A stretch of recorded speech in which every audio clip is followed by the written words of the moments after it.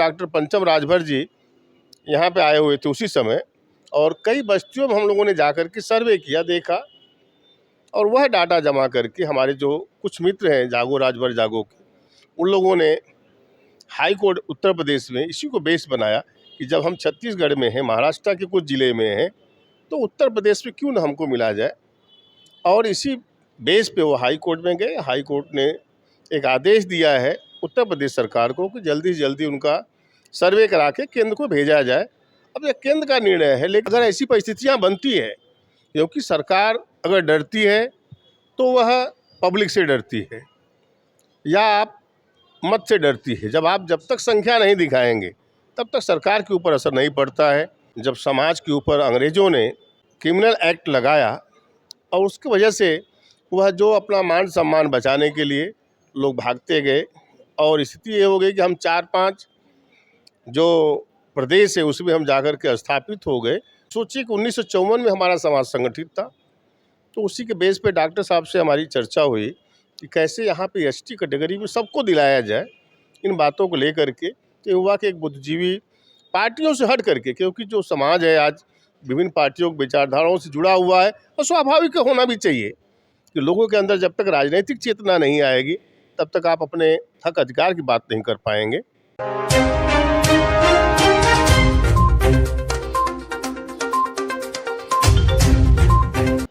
नमस्कार दोस्तों, राजभर एक्सप्रेस में आप लोग का तहे दिल से स्वागत है। इस समय घाटकोपर में है और हमारे साथ सोहेल भारतीय समाज पार्टी महाराष्ट्र के अध्यक्ष उमाशंकर राजभर जी हैं। आज जानेंगे कि मुंबई में राजभर समाज की क्या स्थिति है और राजभर समाज के लिए जो एसटी आरक्षण है कितना महत्वपूर्ण है। सबसे पहले हमारे यूट्यूब चैनल में स्वागत है। यहाँ पे मुंबई में राजभर समाज की स्थिति, पहले तो मैं बहुत बहुत आपको धन्यवाद देता हूँ।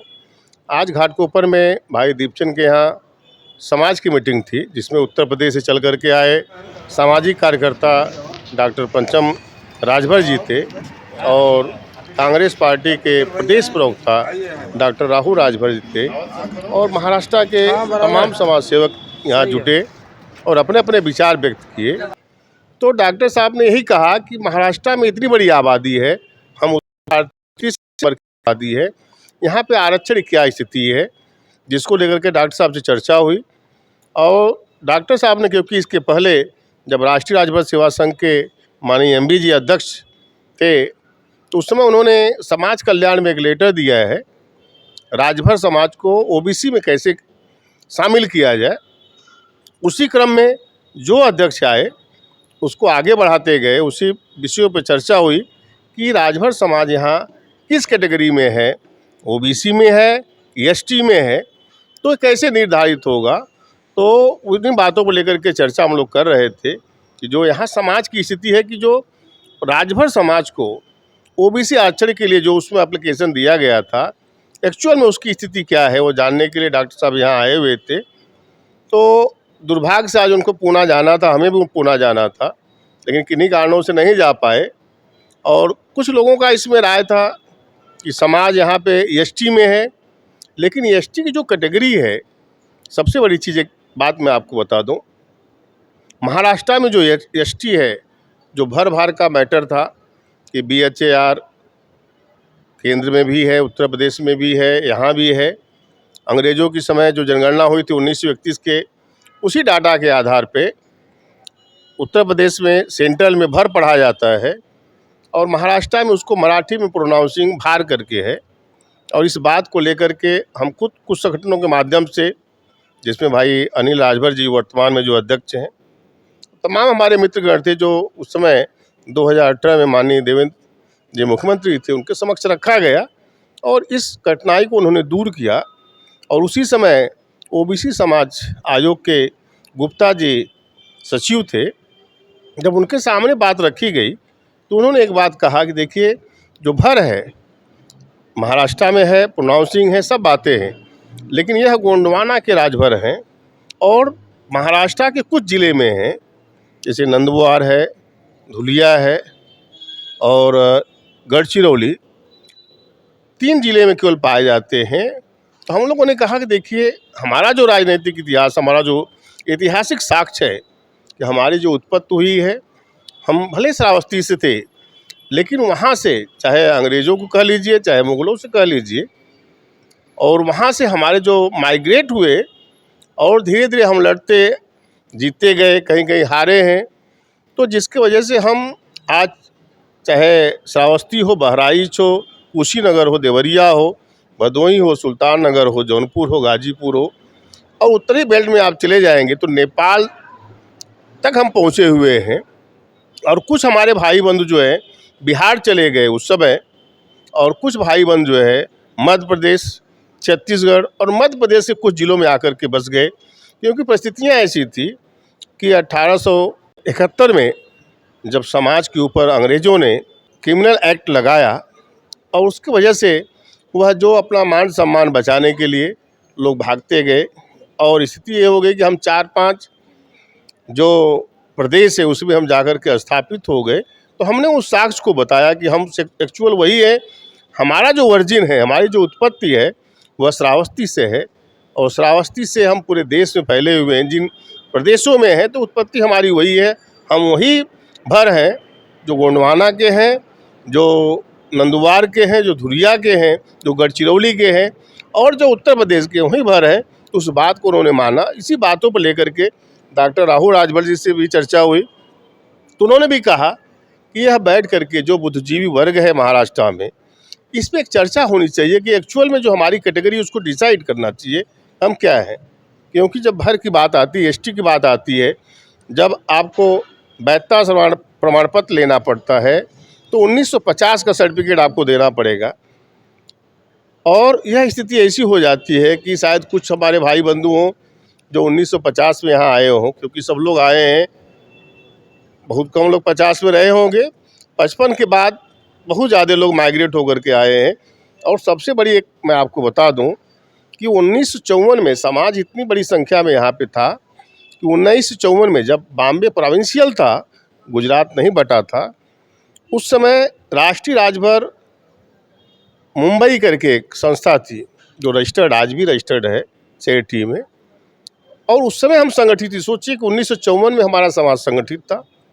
तो उसी के बेस पे डॉक्टर साहब से हमारी चर्चा हुई कि कैसे यहाँ पे एसटी कैटेगरी में सबको दिलाया जाए। इन बातों को लेकर के कि हुआ कि एक बुद्धिजीवी पार्टियों से हट करके, क्योंकि जो समाज है आज विभिन्न पार्टियों की विचारधाराओं से जुड़ा हुआ है, और स्वाभाविक होना भी चाहिए कि लोगों के अंदर जब तक राजनीतिक चेतना नहीं आएगी तब तक आप अपने हक अधिकार की बात नहीं कर पाएंगे।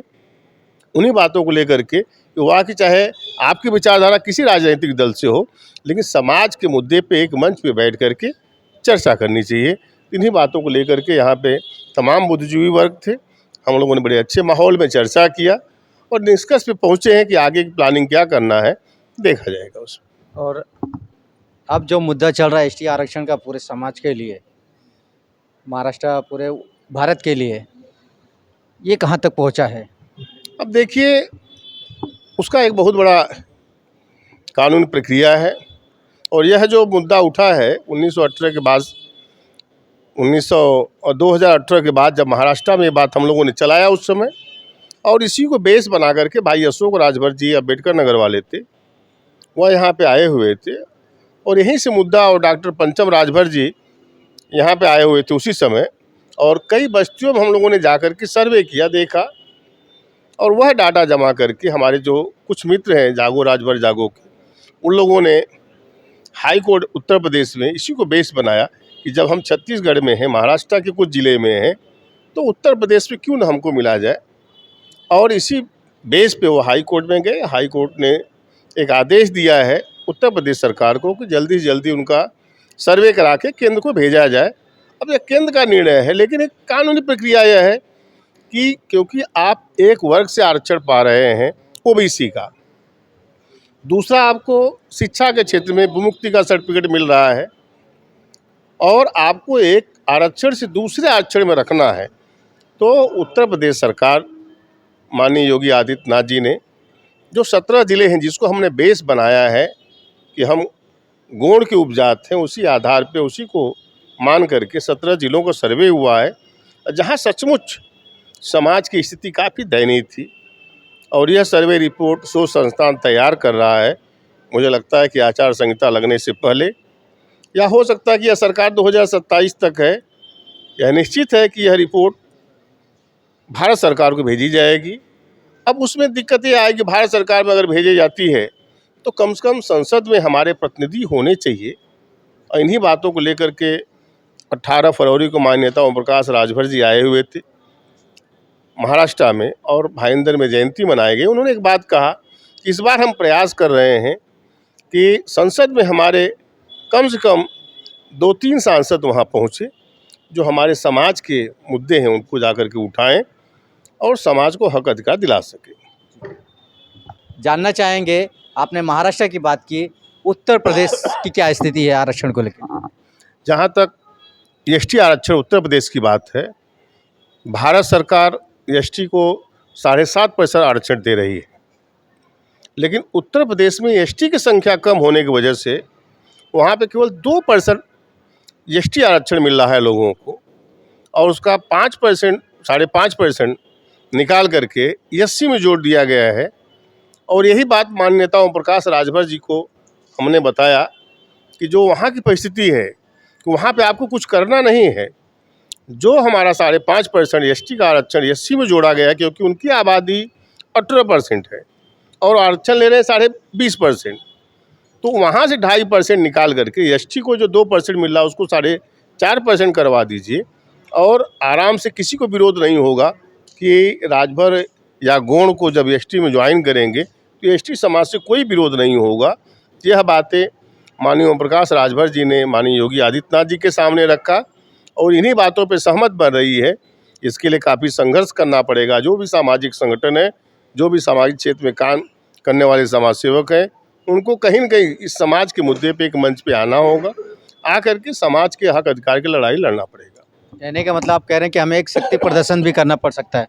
अगर ऐसी परिस्थितियाँ बनती है, क्योंकि सरकार अगर डरती है तो वह पब्लिक से डरती है या आप मत से डरती है। जब तक संख्या नहीं दिखाएंगे तब तक सरकार के ऊपर असर नहीं पड़ता है। तो आप उसको इस मुद्दे को लेकर के, अगर भारत सरकार, उत्तर प्रदेश सरकार जिस हिसाब से सर्वे बन गया है, शोध संस्थान की रिपोर्ट अगर भारत सरकार को भेजती है तो भारत सरकार की भी प्रक्रिया है, क्योंकि आरजीआई से होते हुए आरजीआई उसको फिर पुनः परीक्षण करेगा, परीक्षण करने के बाद वह संसद को भेजेगा, संसद में जाएगा। तो एक लंबी प्रक्रिया है, लेकिन इसके लिए जब तक भीड़ तंत्र, सबसे लोकतंत्र में भीड़ तंत्र बहुत बड़ा काम करता है। जब एक मंच पे सभी राजनीतिक पार्टियों के जो भी लोग हैं एक मंच पे आकर के एक बहुत बड़ा प्रदर्शन अगर सरकार यहाँ से भेजती है, तो दिल्ली में एक बहुत बड़ा प्रदर्शन एक मंच के माध्यम से करते हैं, तो सरकार के ऊपर दबाव बनेगा, तब जाकर के यह हक अधिकार की लड़ाई मिलने वाली है। बहुत बहुत धन्यवाद आपका। तो ये थे उमाशंकर राजभर जी, स्वतंत्र भारतीय समाज पार्टी महाराष्ट्र के अध्यक्ष। एसटी आरक्षण 2024 या 2027 में इन्हें उम्मीद है कि राजभर समाज को मिल जाएगा। अब देखना है कि आने वाले दिनों में क्या राजभर समाज को आरक्षण मिल पाता है कि नहीं, ये तो वक्त ही बताएगा। मिलते हैं किसी अगली वीडियो में। जय हिंद, जय भारत।